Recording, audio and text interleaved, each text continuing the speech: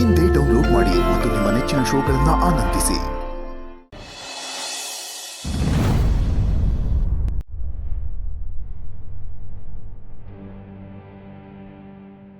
ಅತ್ತೆ, ಏನತ್ತೆ ಇದು ಇಷ್ಟೊಂದು ಯೋಚನೆ ಮಾಡ್ತಾ ಕುತ್ಕೊಂಡಿದ್ದೀರಾ? ನಾನು ಹೇಳ್ದೆ ತಾನೆ ಅವಳನ್ನ ಈ ಮನೆ ಬಿಟ್ಟು ಓಡಿಸೋದಕ್ಕೆ ಒಂದಲ್ಲ ಒಂದು ಪ್ಲಾನ್ ಮಾಡೋಣ ಅಂತ. ಆದರೂ ಇಷ್ಟೊಂದು ಯಾಕೆ ಯೋಚನೆ ಮಾಡ್ತಿದ್ದೀರಾ ಅತ್ತೆ? ನೀನೇನೇ ಉಪಾಯ ಮಾಡಿದ್ರು ಏನು ಪ್ರಯೋಜನ ಇಲ್ಲ ಕಣ್ಣು. ಅವಳನ್ನ ಅಷ್ಟು ಸುಲಭವಾಗಿ ಮಟ್ಟ ಹಾಕೋಕ್ಕಾಗಲ್ಲ. ಅತ್ತೆ, ಈ ಕೇದ್ಗೆ ಒಂದಲ್ಲಿ ಹಾವಿರುತ್ತೆ ಅಂತ ನಾವು ಹೂ ಕೀಳೋದನ್ನ ಬಿಡೋದಕ್ಕಾಗುತ್ತಾ? ಇದು ಹಾಗೆ ಓವರಾಗಿ ಆಡ್ತಾಳೆ ಅಂತ ಆಡೋದಕ್ಕೆ ಬಿಟ್ರೆ ನಮ್ಮನ್ನೆಲ್ಲ ಚೆನ್ನಾಗಿ ಆಟ ಆಡಿಸ್ಬಿಡ್ತಾಳೆ.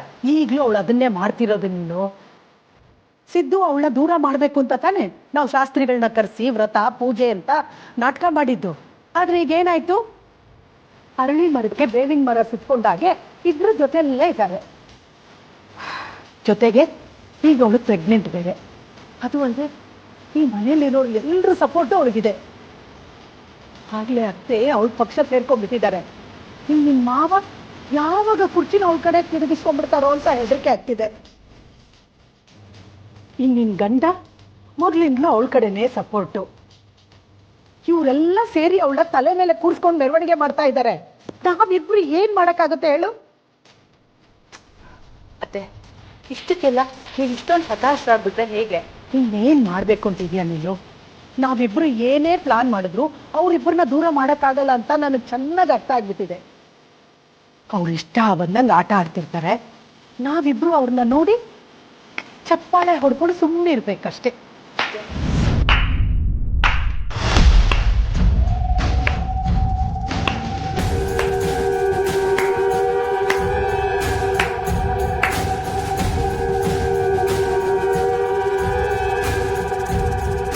ಪರವಾಗಿಲ್ವೇ ಅತ್ತೆ, ನಾನು ಕೇಳೋಕ್ಕಿಂತ ಮುಂಚೆ ನೀವೇ ಬಾಯ್ ಬಿಟ್ಬಿಟ್ರಿ.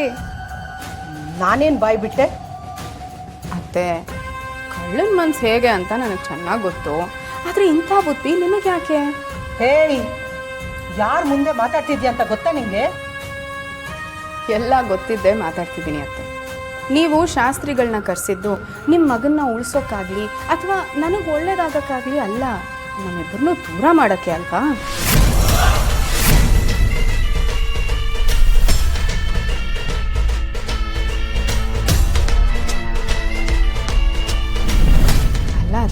ನಾನು ನಿಮಗೆ ಏನು ಅನ್ಯಾಯ ಮಾಡಿದ್ದೀನಿ? ಯಾಕೆ ನೀವಿಬ್ರು ನನ್ನನ್ನು ಇಷ್ಟೆಲ್ಲ ದ್ವೇಷ ಮಾಡ್ತಿದ್ದೀರಾ?